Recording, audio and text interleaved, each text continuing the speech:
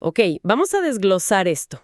Tenemos sobre la mesa una colección interesante de decretos presidenciales recientes de la República Dominicana, todos de agosto de 2025. A primera vista, es un vistazo, fascinante a la maquinaria gubernamental, ¿no? Toca desde la estructura administrativa hasta decisiones con impacto muy directo como pensiones, extradiciones. Exacto. Nuestra fuente es una selección de decretos publicados en la Gaceta Oficial número 11.212, fechada el 29 de agosto de 2025. La misión de hoy: extraer las claves, entender las acciones y decisiones más relevantes que reflejan estos documentos. Vamos a cubrir temas económicos, sociales, legales, ambientales y de pura gestión pública. Exactamente. Lo valioso aquí es ver en acción cómo el Poder Ejecutivo utiliza estos instrumentos formales. No son solo papeles, Son herramientas para implementar políticas, para reorganizar el aparato estatal, cumplir con obligaciones legales y manejar las relaciones internacionales. Cada decreto, cuenta una pequeña historia administrativa y política del momento. Empecemos por algo que salta a la vista. 3 decretos: el 45825, 45925, 46025, que ordenan la extinción de varios fideicomisos públicos importantes. Hablamos de mecanismos público-privados para gestionar proyectos específicos, ¿cierto? En este caso, Proparques para parques industriales, el de la Central Termoeléctrica Punta Catalina, el CTPC y el destinado a la transformación de la Policía Nacional, FTPN. ¿Qué significa esto? Es una movida administrativa de peso, La instrucción directa es para las entidades que originalmente crearon estos fideicomisos pro industria, el Ministerio de Energía y Minas y el de Interior y Policía, para que inicien el proceso de disolución. Tienen que coordinarse con los consejos técnicos respectivos, claro. ¿Y la base legal que citan? ¿Cómo es eso? Es interesante. Se apoyan en la Ley de Fideicomiso de 2011, la Ley 189-11, pero notan que la ley más nueva sobre fideicomiso público, la 2823, no especifica cómo extinguirlos. Así que recurren, supletoriamente a la ley anterior y a los contratos originales como guía. Y la razón que dan es, razones de oportunidad y conveniencia administrativa. Suena bastante amplio, ¿no? ¿Qué podemos leer entre líneas ahí? Pues es lenguaje estándar en la administración, sí, pero usualmente señala una decisión estratégica, un cambio de dirección política o de gestión. Puede implicar que se considera que la figura del fideicomiso ya no es la más idónea para esos fines, o que se busca una gestión más centralizada, o bajo un esquema diferente. El proceso en sí requiere pasos claros: liquidar activos, pagar deudas, cumplir obligaciones pendientes, publicar avisos legales y, muy importante, rendir cuentas a la Cámara de Cuentas y la Contraloría. O sea que no es un trámite simple. No. En el panorama general, esto sugiere fuertemente una reevaluación de cómo se administran sectores clave como los parques industriales, la generación eléctrica de Punta Catalina y la propia reforma policial. Podríamos estar viendo los primeros pasos hacia una consolidación de la gestión fuera de estos instrumentos de fideicomiso. Interesante empezar con esa reestructuración. Y de ahí pasamos a lo que parece una verdadera cascada de nombramientos y cambios en distintas entidades. Hay muchísimo movimiento de fichas. Sí es notable. En lugar de listar cada nombre, veamos los patrones y algunos ejemplos significativos. Por un lado, el decreto 457-25 redefine la Comisión para las Cuevas del Pomier, enfocada en ecoturismo y conservación. Se nombran directivos clave, pero lo llamativo es que se especifica que ejercerán sus funciones ad honorem, es decir, sin remuneración. Buscan expertise específico sin engrosar nómina. ¿O qué piensas? Podría ser una interpretación válida. También puede ser una forma de involucrar a figuras reconocidas del sector privado o académico que aportan prestigio y conocimiento sin necesariamente buscar un puesto salariado. Es una figura, bastante común en comisiones consultivas o de alto nivel. Entiendo. Luego vemos una reorganización en puestos clave. Por ejemplo, José Jesús Rijo Presbot asume una doble función como viceministro de Presupuesto y director general de Presupuesto. Eso es el decreto 476-25. Esto sugiere una concentración de responsabilidades en el manejo de las finanzas, ¿no? Definitivamente. Es una señal de querer un control muy directo sobre esa área. Y en ese mismo decreto, Félix Antonio Reine Chavarría toma las riendas de la Dirección de Estrategia y Comunicación Gubernamental, la DIESCOM, otro puesto neurálgico. También hay movimientos en el servicio exterior, varios decretos ahí, nombramientos en entidades como SENASA, que es salud, OMSA, transporte en la capital, desarrollo fronterizo, el zoológico, y una secuencia curiosa en Promesecal, el programa de medicamentos. Primero, un encargo provisional, luego un nombramiento y finalmente una modificación y derogación del primer decreto. ¿Ajustes de último minuto, quizás? Esa secuencia en Promesecal, los decretos 464, 493 y 495, es peculiar, sí. Podría reflejar deliberaciones internas, cambios de opinión o la necesidad de corregir algún aspecto formal rápidamente. Muestra la dinámica a veces un poco accidentada de la toma de decisiones administrativas. Pasa. Y finalmente en este bloque, una reestructuración importante en el INAP, el Instituto Nacional de Administración Pública. Decreto 481-25. Se reforma su consejo académico y se crea una comisión presidencial de apoyo, presidida por el propio presidente de la República. E incluye a empresarios, sociedad civil e incluso invita a expresidentes. Eso sí llama la atención. Esto del INAP es significativo, sí señora. La creación de esa comisión presidencial con participación tan amplia, incluyendo actores externos al gobierno y figuras históricas, indica una apuesta fuerte por elevar el perfil y la calidad de la formación de los servidores públicos. Busca traer perspectivas diversas y quizás un mayor consenso sobre cómo debe ser la capacitación en la administración. Claro, darle más peso. Exacto. En conjunto, todos estos nombramientos y reorganizaciones reflejados en decretos como el 461, 475, 494 y los que mencionamos, pintan un cuadro de consolidación. Parece un esfuerzo por conformar equipos alineados con una visión específica para el periodo, ajustar estructuras como la doble función de Rijo-Presbot o esta nueva comisión en el INAP y posiblemente centralizar o redirigir estratégicamente ciertas áreas. El volumen de derogaciones de nombramientos previos es estándar en estos casos, pero sí sugiere un reacomodo considerable. De la configuración interna del gobierno pasamos a un tema con implicaciones internacionales, las extradiciones.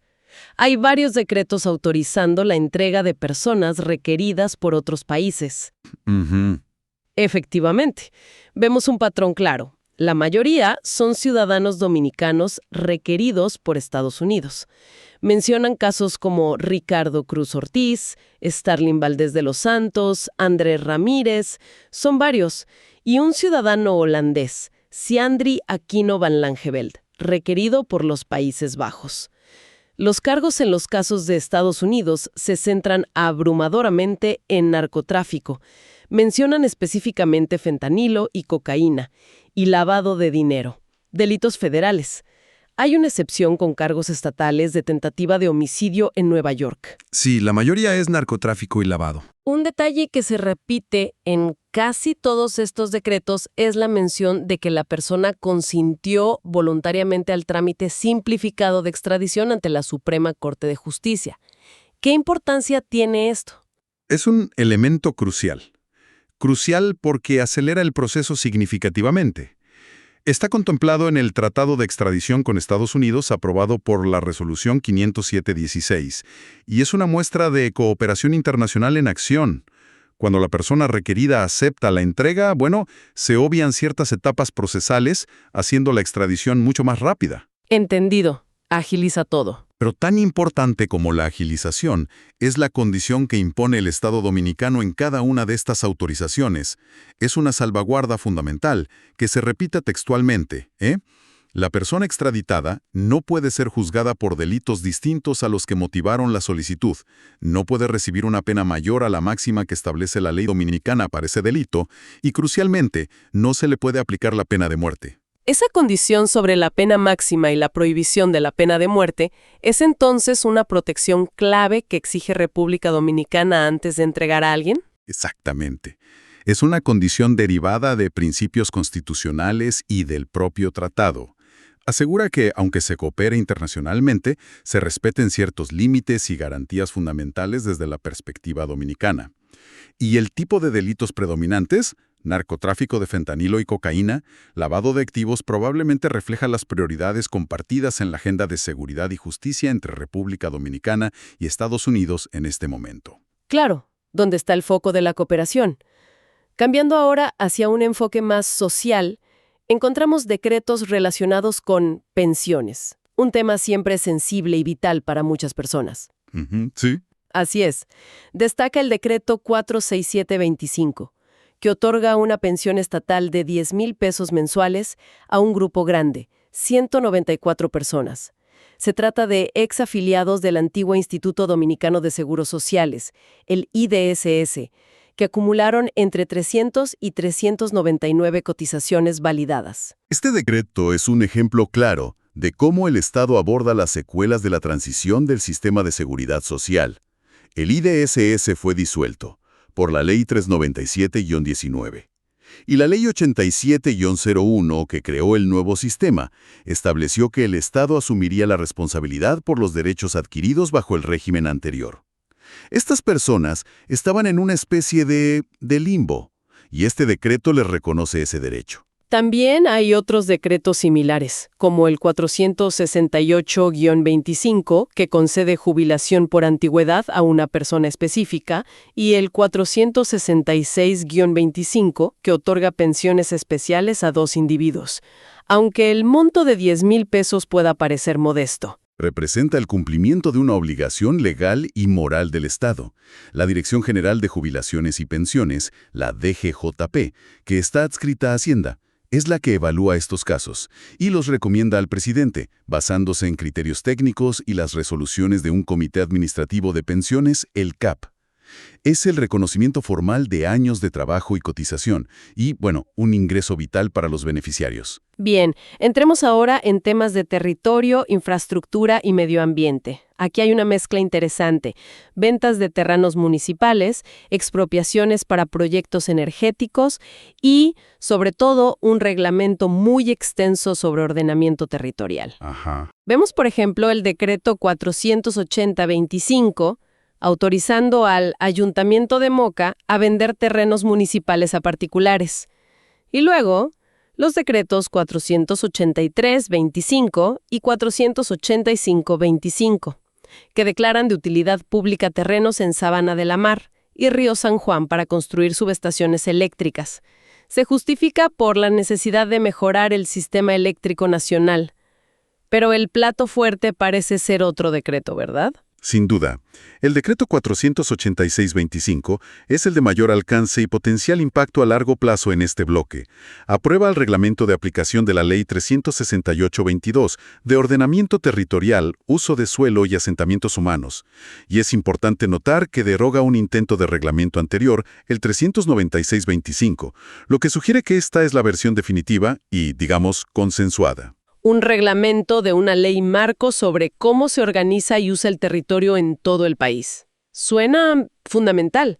¿Cuáles son las claves de este reglamento tan denso? Es la hoja de ruta para implementar la Ley 368-22. Su objetivo es ambicioso: ordenar el territorio de forma integral, sostenible y resiliente. Establece el Sistema Nacional de Ordenamiento Territorial, el SNOT, coordinado desde el Ministerio de la Presidencia, y define sus herramientas: planes a distintas escalas, nacional, regional, municipal, normas técnicas y cómo se delimita el suelo urbano. Mucho detalle ahí. ¿Introduce conceptos nuevos o importantes? Sí, introduce conceptos cruciales como la evaluación ambiental estratégica, la EAE, que debe aplicarse a los planes, la gestión de riesgos de desastre como criterio de planificación, la resiliencia, y define zonas frágiles o de riesgo. Busca, en esencia, tecnificar la toma de decisiones sobre el uso del suelo, que no sea tan a la ligera. ¿Y cómo afecta esto, a la construcción o al desarrollo inmobiliario en la práctica? Cambia las reglas del juego. Regula cómo se clasifica el suelo: urbano, urbanizable, no urbanizable. Fortalece el rol de los municipios a través de sus oficinas de planeamiento urbano, las OPU. Y establece derechos y deberes claros para los propietarios. Impone estándares mínimos, como un porcentaje de área verde en nuevas urbanizaciones, habla de un 10%, y un indicador de espacio público por habitante, 9 metros cuadrados. O sea, requisitos concretos. Muy concretos. Detallan los procedimientos para obtener permisos, certificados de uso de suelo, de no objeción, licencias urbanísticas. Fija requisitos, plazos y responsabilidades.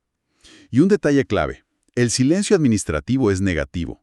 Si la administración no responde a una solicitud de permiso en el plazo establecido, se considera denegada, no aprobada. Esto busca evitar aprobaciones tácitas por inacción. Eso es un cambio importante respecto a prácticas anteriores en algunos casos, me imagino. Introducir criterios técnicos y ambientales serios y regular de manera más coherente el desarrollo físico del país. Su implementación será un desafío, claro, pero es una pieza legislativa transformadora. Queda claro su alcance. Y para cerrar este recorrido por los decretos de agosto de 2025, tenemos un grupo relacionado con las Fuerzas Armadas y la policía, con decoraciones, permisos y una destitución.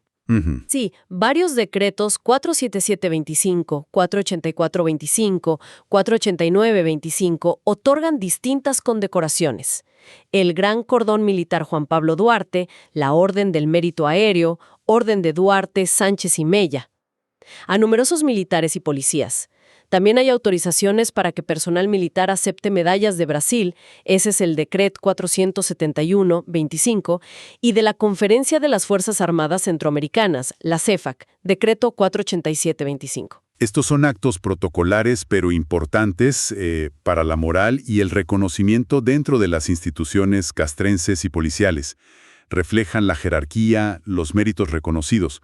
Y la autorización para aceptar honores extranjeros sigue un procedimiento legal antiguo, una ley de 1947, mostrando la formalidad requerida. Y en contraste con los honores, el decreto 473-25 ordena la destitución de una periodista, servidora pública de carrera, por violaciones a la ley de función pública. Sí, aunque es un caso individual, ilustra la otra cara de la moneda, la aplicación del régimen disciplinario de la función pública.